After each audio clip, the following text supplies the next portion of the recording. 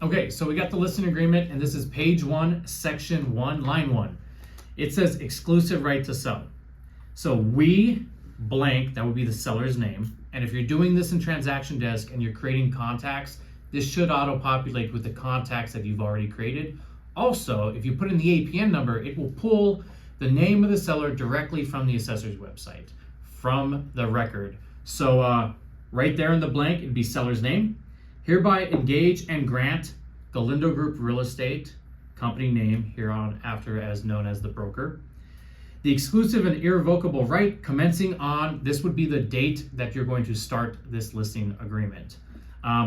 One thing that I would say about this is if you go to a listing appointment and they agree that they want to list with you and they're going to sign this, you get that date. Even though they may not want to list it, they have to, clean the house, get photos ready or anything for another week.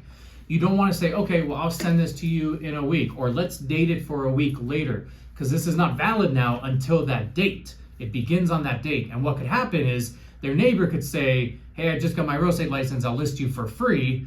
I just want to get some traction, and now you just lost a listing. So if you're going to get the listing signed, the date that you are signing it right there, it begins on that date, your right to sell that property. It is not the listing date, it's your right to sell.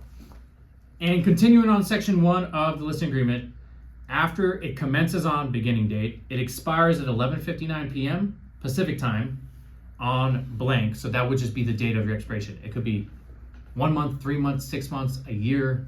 I usually go between 3 and 6 months based on the house and my relationship with the sellers. To sell, lease, or change the real property located in the city of, that'd be Las Vegas, North Las Vegas, Henderson, Pahrump, Boulder City, whatever it may be, County of Clark, Nevada, APN number, that's the assessor's parcel number. It's kind of like the social security number for the property, the land that it sits on. You can find that in many places. Commonly known as, this would be the address, the entire address, the property.